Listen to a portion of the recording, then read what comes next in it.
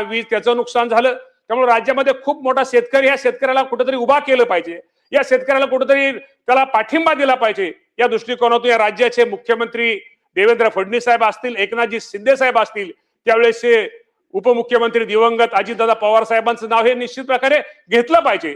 दादांनी यावेळेस आपण यातनं माझ्या शेतकऱ्यांना साधारणतः नुकसान भरपाई म्हणून 10,563 आणि बियाणे इत्यादी करता 9,611 अशी 20,194 कोटी रुपयाची मदत आपण त्यांना तिथं जाहीर केली आणि त्यापैकी 15,661 कोटी रुपयाची शासनाने ते पैसे वितरित केलेले आहेत। त्यामध्ये मंजूर करताना प्रचलित पूर्वी दर होते की पूर्वी आपल्याला माहिती की 2 हेक्टरची मर्यादा माझ्या शेतकऱ्यांना असायची, ती 2 हेक्टरची मर्यादा ही आपण 3 हेक्टर पर्यंत करून माझ्या शेतकऱ्यांना कुठेतरी मदत केली पाहिजे। अतिवृष्टीच्या काळात, अडचणीच्या काळात कुठेतरी शेतकऱ्याला काय मदत हातभार लावला पाहिजे, त्यासाठी सरकारने खूप मोठी मदत माझ्या शेतकरी बांधवांना निश्चित प्रकारे केलेली आहे।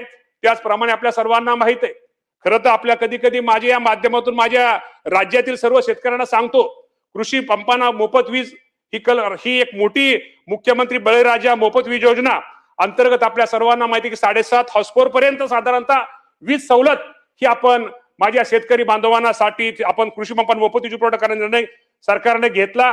खरंच या राज्याचे मुख्यमंत्री देवेंद्र फडणवीस साहेब, एकनाथजी शिंदे साहेब आणि त्यावेळेसचे उपमुख्यमंत्री स्वर्गीय अजितदादा पवार साहेब यांना किती धन्यवाद माझ्या शेतकरी बांधवांनी द्यावे तेवढे थोडेत।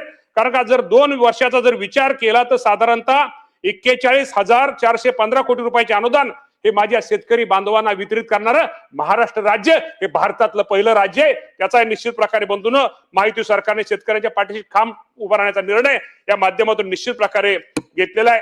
त्याचप्रमाणे आपल्या सर्वांना माहित आहे की बळीराजा, मुख्यमंत्री बळीराजा शेत पानंद रस्ते ही जी योजना आहे की ज्यामध्ये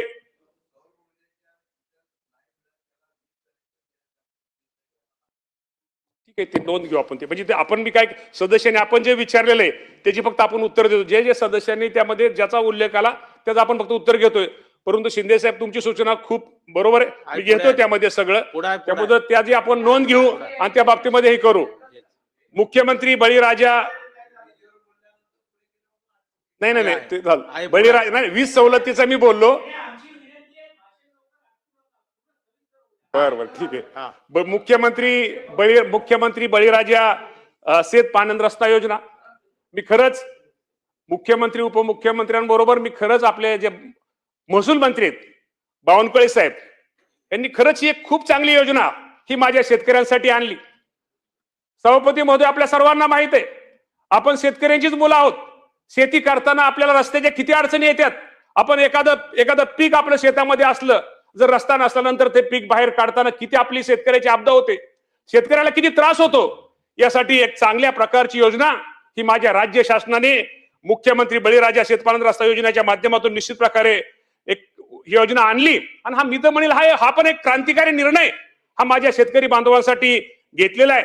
पण निश्चित प्रकारे या योजनेचा पानंद रस्ता योजनेचा लाभ माझ्या शेतकरी बांधवांनी जास्तीत जास्त घ्यावा, कारण यासाठी आता GR निघालेला आहे, याची कमिटी ही निश्चित प्रकारे फॉर्म केली। त्यामध्ये शेतकऱ्यांचे प्रतिनिधी प्रत्येक तालुक्याच्या लेवलला कमिटी, जिल्हा कमिटी त्या माध्यमातून ही कमिटी केलेली आहे की जेणेकरून शेतकऱ्याला माझ्या कुठल्या प्रकारची रस्त्याची अडचण ही असू शकणार भविष्यामध्ये येणार नाही। दुसरं तुम्हा सर्वांना माहित आहे शेतकरी कर्जमाफी, राज्यातील शेतकऱ्यांना कर्जमाफी बाबतीमध्ये काय सदस्यांनी प्रश्न उपस्थित केले।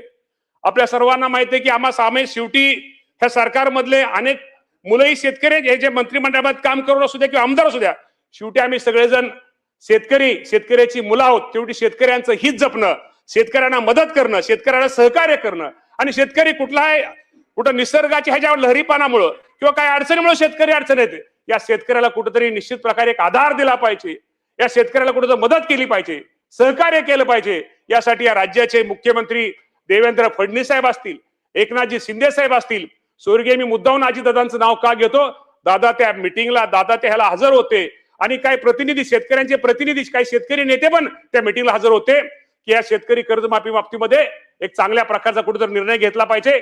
यासाठी मुख्यमंत्री आणि दोन्ही उपमुख्यमंत्र्यांनी त्यावेळेस आपल्याला माहिती आहे की प्रवीण परदेशी साहेबांच्या अध्यक्षतेखाली एक कमिटी स्थापन केलेली आणि ते कमिटीला सांगितलंय, गाईडलाईन दिले, कमिटीला सांगितलंय की साधारणतः आपण एप्रिल महिन्याच्या पहिल्या आठवड्यापर्यंत आम्हाला या कर्जमाफीच्या बाबतीमध्ये शेतकऱ्यांना कर्जमाफी ही कशी दिली पाहिजे, त्यामध्ये निकष काय असलं पाहिजे की जेणेकरून माझ्या महाराष्ट्रातील शेतकऱ्यांना त्याचा कसा फायदा जास्त होईल, हे निकष साधारणतः एप्रिल महिन्याच्या पहिल्या आठवड्यामध्ये त्यांना आम्ही ही दिलेलं आहे. त्यामुळे एप्रिल महिन्याच्या पहिल्या आठवड्यात त्यांचा अहवाल आल्यानंतर त्या बाबतीमध्ये चर्चा होऊन साधारणतः आपल्याला माहिती आहे की सोसायटीचं कुठलंही शेतकऱ्यांचं सोसायटीचं वर्ष 30 जून असतं.